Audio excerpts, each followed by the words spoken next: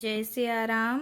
लक्ष्मी नारायण भक्ति चैनल में आप सभी भक्तों का हार्दिक स्वागत है। आज हम माघ मास महात्म्य 13वां अध्याय श्रवण करेंगे।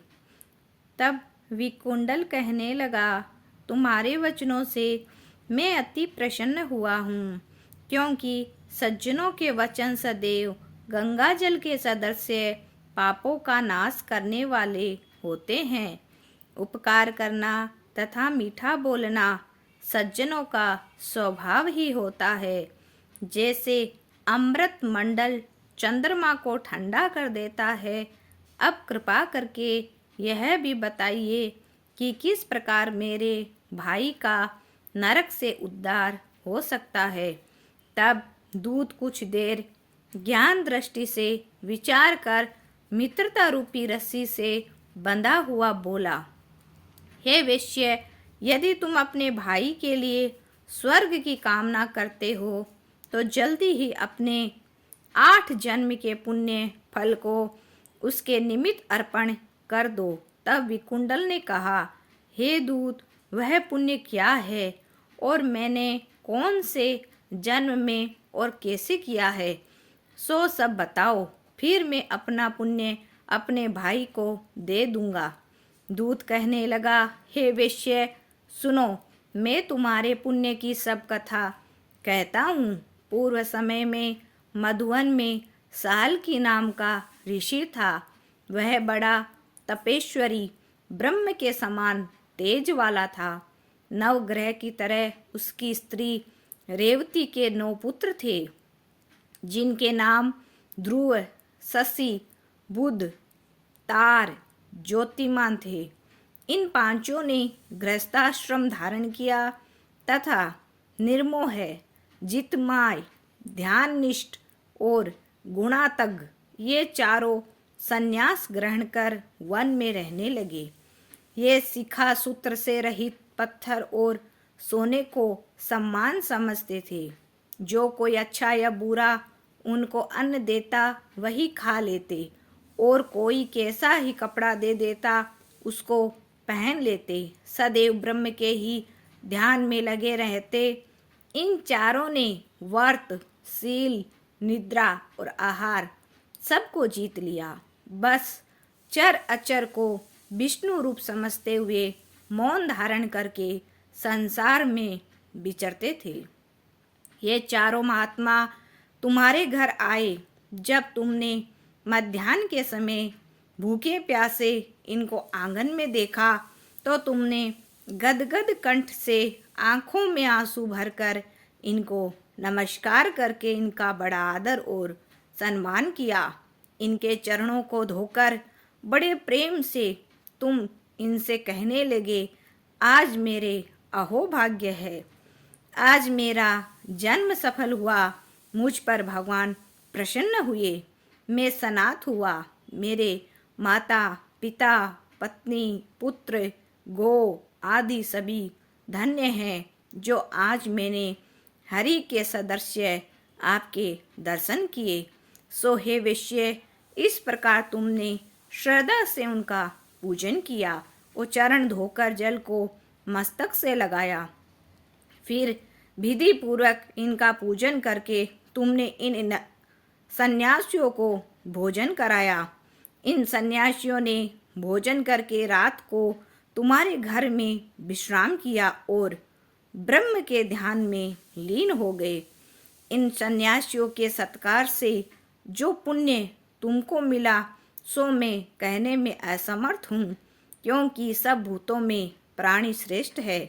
प्राणियों में बुद्धि वाले, बुद्धि वालों में मनुष्य, मनुष्यों में ब्राह्मण, विद्वानों में पुण्यात्मा और पुण्यात्मों में ब्रह्मज्ञानी सर्वश्रेष्ठ है।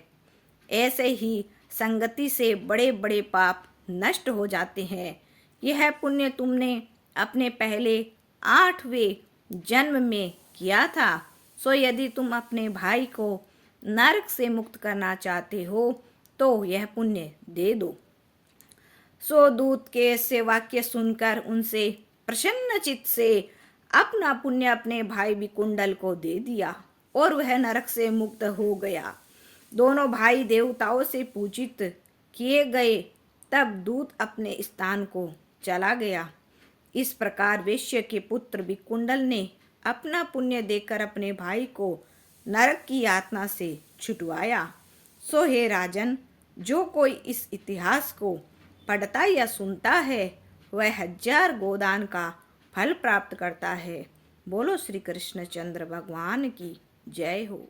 महात्म्य 14वां अध्याय।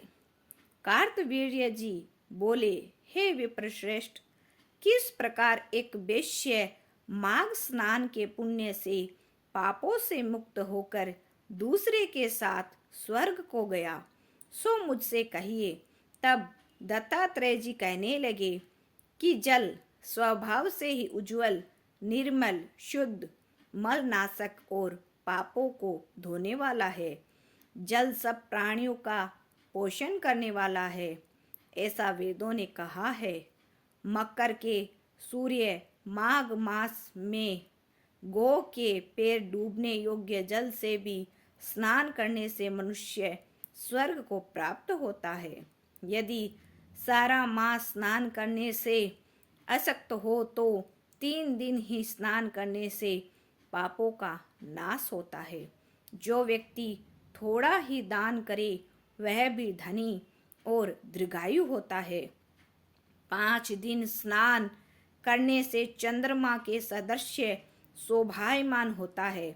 इसीलिए अपना शुभ चाहने वालों को माघ से बाहर स्नान करना चाहिए। अब माघ में स्नान करने वालों के नियम कहता हूँ। अधिक भोजन का उपयोग नहीं करना चाहिए। भूमि पर सोना चाहिए। भगवान की त्रिकाल पूजा करनी चाहिए।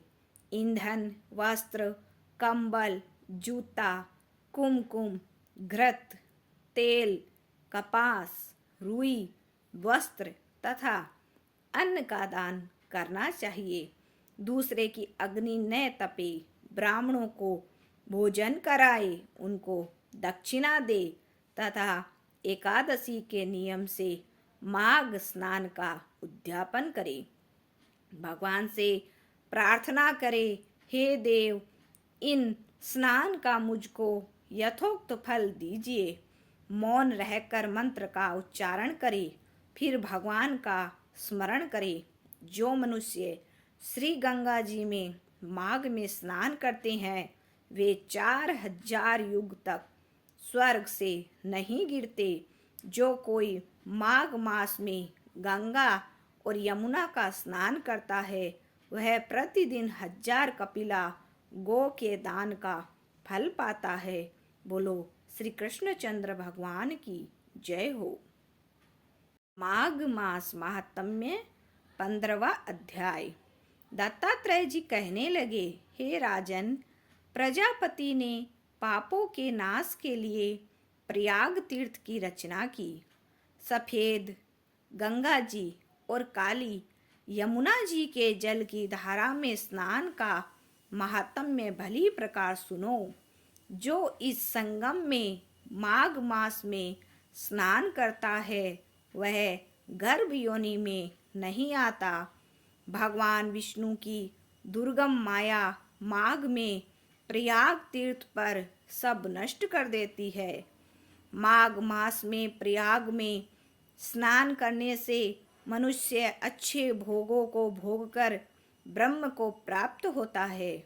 माघ मास तथा मकर के सूर्य में जो प्रयाग में स्नान करता है उसके पुण्यों की गिनती चित्रगुप्त भी नहीं कर सकता। 100 वर्ष तक निराहार रहकर जो पुण्य प्राप्त होता है वही फल माघ मास में 3 दिन प्रयाग में स्नान करने से प्राप्त होता है। जो फल 100 वर्ष तक योगाभ्यास करने से मिलता है, जैसे सर्प पुरानी केंचुली को छोड़कर नया रूप ग्रहण कर लेता है, वैसे ही माघ मास में स्नान करने से मनुष्य पापों को छोड़कर स्वर्ग को प्राप्त होता है। परंतु गंगा यमुना के संगम में स्नान करने से हजारों गुना फल मिलता है, परंतु गंगा यमुना के संगम में स्नान करने से हजारों गुना फल मिलता है। हे राजन, जिसको अमृत कहते हैं वह यह त्रिवेणी ही है। ब्रह्म, शिव, रुद्र, आदित्य, मरुदगण, गंधर्व, लोकपाल, यक्ष, गुह्यक, किन्नर, अणिमादि गुणों से सिद्ध तत्वज्ञानी ब्रह्माणी, पार्वती, लक्ष्मी, सची, नैना, दीति, अदिति, संपूर्ण देवी पत्नियां तथा नागों की पत्नियां, घृताची, मेनका, उर्वशी, रंभा, त्रिलोत्तमा, अप्सरागण और सब पितर मनुष्यगण कलयुग में गुप्त और सतयुग आदि में प्रत्यक्ष सब देवता माघ मास में स्नान करने के लिए आते हैं। इन दिनों माघ मास में प्रयाग में स्नान करने से जो फल मिलता है वह ईश्वर ही कह सकता है, मनुष्यों में कहने की शक्ति नहीं है। हजारों अश्वमेघ यज्ञ करने से भी यह फल प्राप्त नहीं होता। पूर्व समय में कांचन मालिनी ने इस स्नान का फल राक्षस को दिया था और इससे वह पापी मुक्त हो गया। बोलो श्री कृष्णचंद्र भगवान की जय हो।